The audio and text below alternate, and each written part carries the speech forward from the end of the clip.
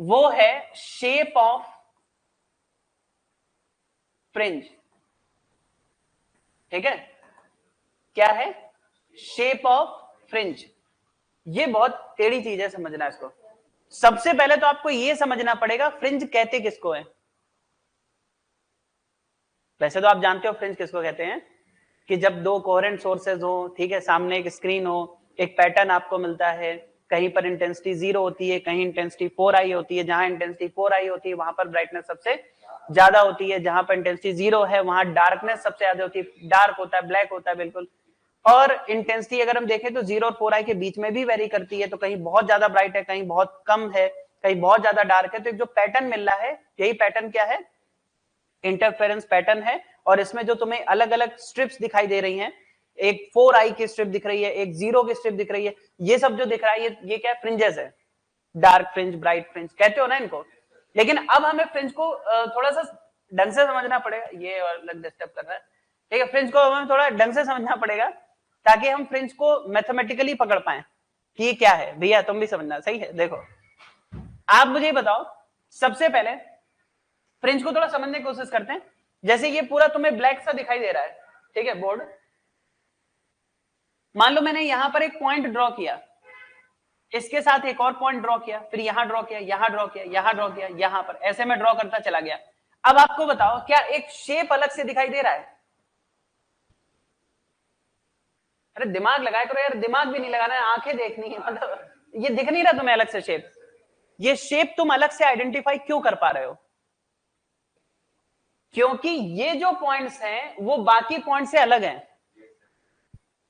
अच्छा अभी मैं थोड़ा सा और चेंज करता हूं, थोड़ी गहरी बातें हैं। मान लो यहां पर मैं ऐसा ड्रॉ कर दूं। अब ये बताओ, ये अलग से जो मैंने ड्रॉ किया है, ये उसमें मिक्स हो रहा है कि अलग से दिखाई दे रहा है? अलग से दिखाई दे रहा है। यही फ्रिंज है। समझना कैसे? ये जो तुम्हें दिख रहा है ये अलग है, ये एकदम शेप अलग दिख रहा है। और ये वाला शेप तुम्हें अलग से दिखाई दे रहा है। ये शेप तुम आइडेंटिफाई कर पा रहे हो क्योंकि ये अलग कलर से ड्रॉ हुआ है। यही है ना? ये व्हाइट से है, ये येलो से है, ये अलग अलग कलर से है, इसलिए तो तुम शेप को समझ पा रहे हो। अगर व्हाइट से ही होता तो तुम्हें लगता कि मिक्स है, कुछ एक जैसा सा लगने लगता। अरे बोलो भाई।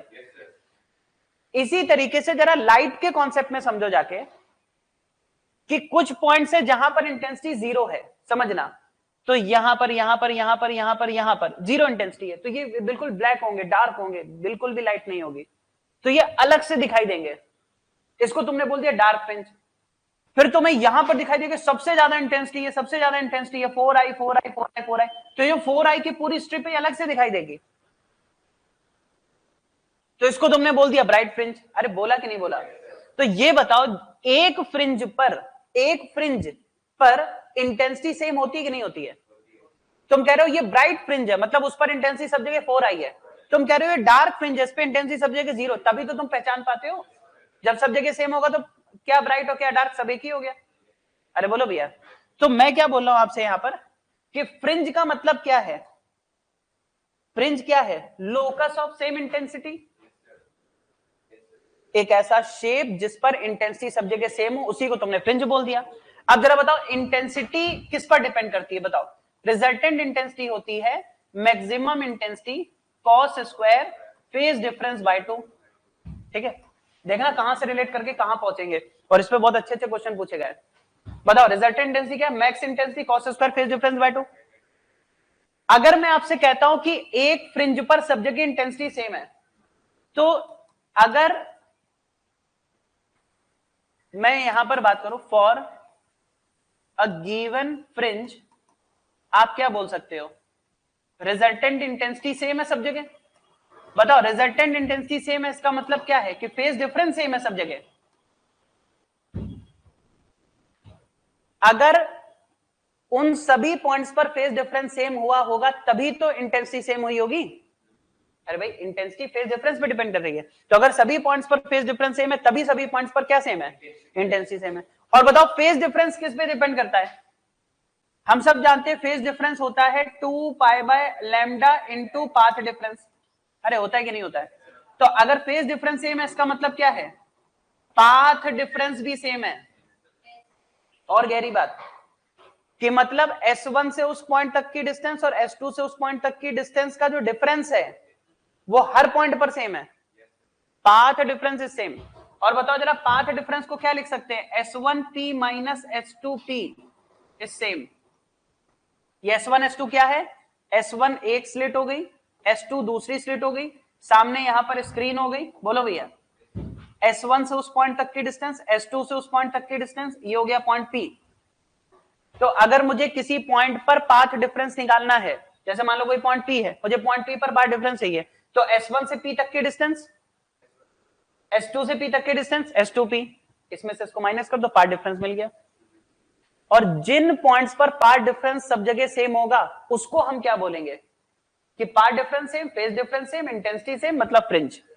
तो फ्रिंज क्या हुई बताओ, फ्रिंज क्या है एक तरीके से, तो आप कह सकते हो फ्रिंज क्या है, फ्रिंज बेसिकली क्या है, लोकस ऑफ अ पॉइंट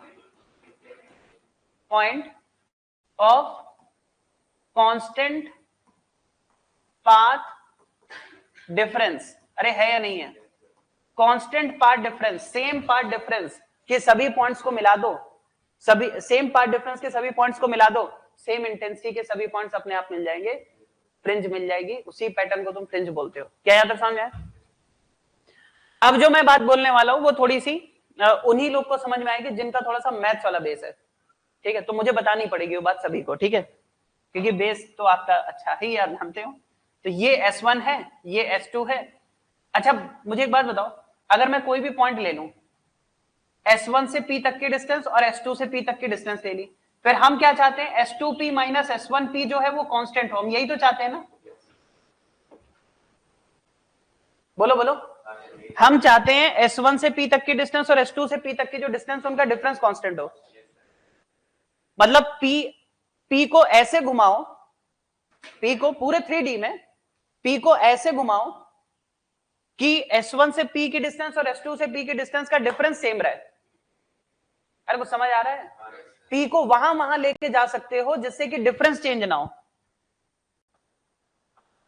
अरे कुछ समझ आ रहा है कि अगर इनका डिफरेंस एक बार λ/4 आ गया तो हमेशा λ/4 है, ऐसे ऐसे इसको घुमाओ। नहीं ठीक तो है। अब ये बताओ इस तरह के लोकस को हम क्या बोलते हैं, कोई जानता है? कोई नहीं जानता है, मैं जानता हूं, इसको हाइपरबोला बोलते हैं। क्या बोलते हैं? हाइपरबोला। समझ आ रहा है? अरे हर चीज की कंडीशन होती भैया, स्ट्रेट लाइन की डेफिनेशन है, सर्कल की डेफिनेशन है। सर्कल की डेफिनेशन क्या होती है कि ऐसे पॉइंट का लोकस जिसकी किसी फिक्स पॉइंट से डिस्टेंस हमेशा सेम रहे, तो तुम कहते हो कि हाँ वो फिक्स पॉइंट सेंटर हो गया और वो पॉइंट हो गया सर्कमफ्रेंस पर और वो घूमता जा रहा है और वो डिस्टेंस फिक्स है इसलिए वो सर्कल बन गया। इधर ध्यान दो भैया, इधर ध्यान दो, अभी जब बताएंगे तो हालत खराब हो जाएगी। ये हाइपरबोला होता है। ये क्या होता है? हाँ कुछ पता ही नहीं है कैसे क्या होगा। अच्छा कुछ लोग तो फिजिक्स इसलिए पढ़ने आते हैं कि उसमें मैथ नहीं आएगी और पढ़ने के बाद पता चलता है कि मैथ तो यहां भी आ गई। अक्षर जी कुछ कह रहे हैं, कह रहे हैं पार्ट डिफरेंस कांस्टेंट। अब जरा सुनिएगा भैया, थोड़ा यहां ध्यान देंगे, ठीक है, थोड़ी गहरी बातें हैं। तो अब जरा एक हाइपरबोला ड्रॉ करेंगे और उसमें S1 S2 की इंपॉर्टेंस को समझेंगे। हाइपरबोला की डेफिनेशन जानते हो? नहीं मैं ही बता रहा हूं, ठीक है, उन्हें जो बोलना है तो बोल चुके हैं सही है। इधर आओ देखो, एक मैंने ये लाइन ले ली है भैया, जरा सुन लो समझो, है ना। हाइपरबोला ऐसा कुछ दिखता है, जिन लोगों ने देखा होगा। अच्छा कुछ तो ऐसे बोलते हैं यस कि जैसे वो पड़ोस में रहता है हाइपरबोला, रोज देख के आ रहे हैं। अच्छा सुनो इधर, तो भैया देखो ये जो हाइपर ऐसा होता है हाइपरबोला, देखा है? अभी अभी तो देखा है ना। अच्छा सुनो, इसमें एक फोकस होता है जिसको तुम S1 बोल दो, दूसरा फोकस होता है जिसको तुम S2 बोल दो। S1 S2 दो फोकस हो गए, है ना। और अगर इस हाइपरबोला पर कोई भी तुम पॉइंट ले लो P, चाहे इधर ले लो चाहे इधर ले लो, कहीं भी कोई पॉइंट ले लो P, तो S1 से P की डिस्टेंस और S2 से P की डिस्टेंस का जो डिफरेंस है वो कांस्टेंट रहेगा, ये पॉइंट पीस हाइपरबोला पे तुम घुमाते रहो, समझ रहे हो? ये पॉइंट यहाँ है, यहाँ यहाँ यहाँ यहाँ यहाँ यहाँ यहाँ और फिर यहाँ यहाँ यहाँ यहाँ कहीं भी घुमा दो, तुम पॉइंट पी को ऐसे ऐसे घुमाते रहो, S1P और S2P का डिफरेंस हमेशा कांस्टेंट रहेगा, ठीक है? उस ज्योमेट्री को बोलते हैं हाइपरबोला। क्या ये बात समझ में आई? अब ये चीज हमें YDSC के पैटर्न में स्क्रीन पर देखनी है, अब उसको समझते हैं, ठीक है? 2D में अगर हम देखें तो हाइपरबोला है, और 3D में अगर हम बात करें तो हाइपरबोलाइड है। क्या है? हाँ, बोलाइड, सही है। हाइपर जैसे क्यूबॉइड होता है ना, क्यूब से क्यूबॉइड, हाइपरबोलाइड कैसा होगा जरा सुनो। अगर तुम ऐसा देख रहे हो, ये क्या है? हाइपरबोला। और इसी चीज को अगर हम रोटेट कर दें तो ये जो बनेगा, समझ रहे हैं? अरे फील करो भैया, ये जो बनेगा, हाँ हाँ हाँ, बाउल जैसा बनेगा, वो पूरा होगा हाइपरबोलाइड। तो ये डेफिनेशन हाइपरबोलाइड पर भी सही है कि S1 से उस हाइपरबोलाइड के सरफेस पर तुम कोई भी पॉइंट ले लो, डिफरेंस मेंटेन रहेगा। अब तुम सोच रहे होगे इसका यहां पर क्या मतलब YDSC में? YDSC में ही इसका मतलब है, ठीक है? कह रहे हैं बुद्धि खराब हो जाएगी हमारी, तो इतना तो हमने जिंदगी में नहीं पढ़ा। देखो ये S1 या S2, आ जाओ भैया YDSC में आ जाते हैं जरा। YDSC में तो YDSC में S1 S2 क्या है? सोर्स है, कोहेरेंट सोर्स है, स्लिट है ना? सब कुछ एक साथ बोल डालते हैं, पता नहीं किस चीज की बात हो रही हो। ठीक है, अच्छा भैया ये क्या है? कैपिटल D, और ये क्या है? अरे स्क्रीन है ना ये, ठीक है? ये स्क्रीन हो गई, चलो बहुत बढ़िया। अब जरा सुनना ध्यान से, अगर मुझे इस S1 S2 के लिए एक हाइपरबोला ड्रॉ करना हो तो वो कैसा होगा? यार कैसा बना दो? यही बना दो। अरे समझा करो बात, जो यहां पर आपके लिए सोर्सेस हैं वो इसके लिए फोकस होते हैं S1 S2, ठीक है? तो अगर मैं एक हाइपरबोला बनाऊं तो कैसा बनेगा जरा समझना। ये S1 S2 को ज्वाइन कर दो, और फिर जब हाइपरबोला बनाओगे तो ऐसा बनेगा, देखो ऐसा, ऐसा, बोलो अरे बनेगा कि नहीं बनेगा? ऐसा बनेगा? अरे बोला करो भैया, ताकि S1 S2 क्या बन जाए? फोकस बन जाए, वो ना बन जाए, फोकस बन जाए, सही है? तो S1 S2 जो है वो, अरे भैया इधर ध्यान दें, S1 S2 इसके लिए फोकस बन जाए। अब ध्यान से सुनो, अभी एक हाइपरबोला ड्रॉ हुआ है ना, हर एक हाइपरबोला एक यूनिक पार्ट डिफरेंस को शो करेगा। जैसा तुमने ये बना दिया, मान लो ये λ/4 का है, ठीक है? अब देखो जरूर एक दो फोकस लेके बहुत सारे हाइपरबोला बन सकते हैं, जैसे एक ये बन गया मान लो, फिर एक ऐसा बना सकते हो, एक ऐसा बना सकते हो, बोलो अरे कैसा बना दो? एक ऐसा बना सकते हो, इनफाइनाइट हाइपरबोला बन सकते हैं, इनफाइनाइट पार्ट डिफरेंस के लिए अलग अलग पार्ट डिफरेंस, λ/4, λ/6, λ/8, कुछ भी बना दो, सही है? तो अभी हम सिर्फ एक हाइपरबोला को लेके फ्रिंज का पैटर्न चेक कर रहे हैं, बताओ ये बना? अब सुनो ध्यान से, भैया इधर ध्यान दो, अगर मैं इसको घुमा दूं, रोटेट कर दूं, ये हाइपरबोला है, अब इसको घुमा दो, ये जो हाइपरबोला है इसको तुम ऐसे घुमा दो पूरा, समझ रहे हो? और जब तुम इसको घुमा दोगे तो इधर ध्यान नहीं देना है, उधर स्क्रीन पे ध्यान देना है। तुम सोचो ये क्या है? हाइपरबोला, और ये हाइपरबोला स्क्रीन पर कहीं कट कर रहा है, तो वहां एक पार्ट, भाई हमें तो स्क्रीन पर देखना है ना क्या बना, हमें 3D में थोड़ी देखना क्या बना। तो भाई तुमने ये क्या लिया? हाइपरबोला, और हाइपरबोला का ये जो पॉइंट है वो स्क्रीन पर देखो ना, ये आगे जाके स्क्रीन को कहीं ना कहीं टच करेगा। अरे बोलो भाई, अब तुम ये अब सोचो, और इसको मैं रोटेट कर दूं पूरा, तो जब तुम इसको ऐसे रोटेट करो और ऊपर तक जाएगा ये, अरे ये तो इनफाइनाइट तक जा रहा है, तो अभी ये है, अब जब तुम इसको ऐसे घुमाओगे तो ऊपर कहीं कट करेगा, अब इधर घुमाओगे इधर कट करेगा, तो इसको ऐसे से पूरा घुमा के देख लो स्क्रीन पर क्या बन रहा है, स्क्रीन पर भी हाइपरबोला बनेगा। और ना समझ में तो एक काम करना, सोचो अगर ये घूमने लगे बहुत तेज तो हाइपरबोलाइड बनेगा, और जो हाइपरबोलाइड बनेगा उसमें अगर हम इधर से लाइट डालते हैं, क्या लाइट फेंकते हैं, लाइट, सोचो अगर एक हाइपरबोलाइड है और इधर से तुम लाइट डाल रहे हो तो वहां पर हाइपरबोला बनेगा। घर में एक काम करना, एक बाउल लेना, बाउल पर इधर से लाइट डालना तो उधर सर्कल दिखेगा,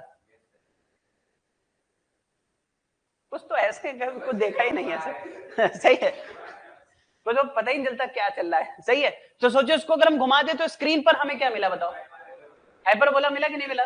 ठीक है, तो अगर तुम इसको रोटेट कर दो तो स्क्रीन पर देखो क्या मिला, हाइपरबोला मिला। तो स्क्रीन पर जरा पैटर्न समझना क्या मिलेगा। देखो भैया यहां पर अपने पास क्या है S1, यहां पर क्या है S2, स्क्रीन कहां पर है, सामने यहां पर है ना स्क्रीन। अब एक काम करते हैं, ये वाली स्क्रीन नहीं, हम एक काम करते हैं ऐसे स्क्रीन ड्रॉ करते हैं ताकि आपको पैटर्न समझ आए। सही है, ऐसे स्क्रीन ले ली। चलो बताओ अगर आप बिल्कुल ठीक बीच में देखोगे, यहां समझना, ठीक है, अगर आप बिल्कुल ठीक मिड में देखोगे तो आपको एक लाइन मिल जाएगी।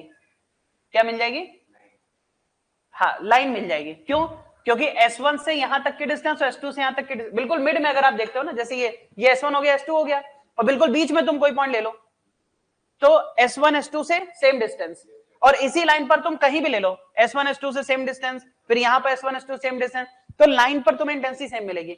लेकिन तुम ऊपर और नीचे देखोगे तो पैटर्न कैसा दिखेगा, ऊपर नीचे हाइपरबोला दिखेगा, ऐसा ऐसा ऐसा, समझ आ रहा है, ऐसा।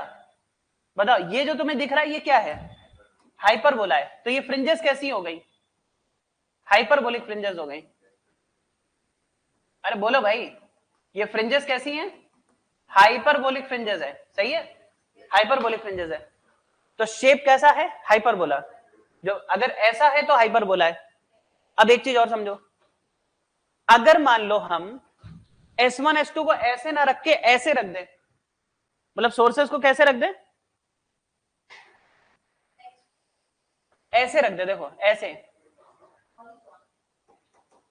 भैया सुनना जरा, कैसे रख दे, मैं ही बता रहा हूं ना। देखो तो मान लो S1 आपने ऐसे रख दिया, S2 ऐसे रख दिया ऐसे, और स्क्रीन सामने यहां पर है, स्क्रीन यहां पर है। अब आप जरा मुझे ये बताइए, यहां पर पहले बताओ, अब कोई पूछे शेप कैसा होगा, कैसे निकालेंगे, बहुत आसान है, हम S1 S2 को फोकस मान के हाइपरबोला ड्रॉ करेंगे। तो जरा बताओ हाइपरबोला कैसा आएगा, क्या वो हाइपरबोला ऐसा आएगा। अच्छा इधर वाला ड्रॉ करने की जरूरत नहीं क्योंकि उधर स्क्रीन नहीं है, स्क्रीन इधर है। अब इसको घुमा देंगे, अब जरा सोचो ये ऐसे जा रहा है और स्क्रीन को कहीं काट रहा है ऐसे, सोचो ऐसे जाके स्क्रीन को कहीं काट रहा है। अब मैं कह रहा हूं उसको घुमा दो, सोचो ऐसे ऐसे घुमा दिया, पूरा घुमा दिया, तो क्या सर्कल नहीं बनेगा स्क्रीन पे। अरे कभी बुद्धि का प्रयोग करो, ये ऐसा गया, देखो इधर इधर, यहां देखो ऐसा बना। अब ये पूरा अगर हम ऐसे घुमा दें तो स्क्रीन पर क्या बना, सर्कल बना ना। मतलब कि ये कि अगर ऐसा कुछ पैटर्न है तो यहां पर जब आप स्क्रीन लोगे तो स्क्रीन पर आपको फ्रिंजेस कैसी मिलेंगी बोलो, सर्कुलर मिलेंगी, ठीक है ना। मतलब आप ऐसे कह सकते हो कि ये फ्रिंजेस होंगी, बोलो होंगी कि नहीं होंगी।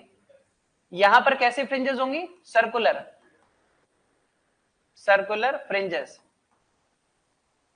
अरे भैया समझ आ रहा है। तो डिपेंड करता है कि S1 S2 की लाइन और स्क्रीन कैसे हैं।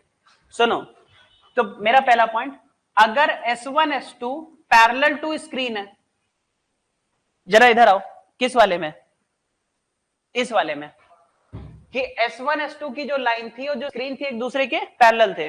अगर S1 S2 स्क्रीन पैरेलल है तो फ्रिंजेस कैसी थी, हाइपरबोलिक थी, ठीक है। तो यहां पर आप क्या बोल सकते हो कि फ्रिंजेस आपको हाइपरबोलिक मिल रही थी, बोलो सही है, हाइपरबोलिक फ्रिंजेस थी।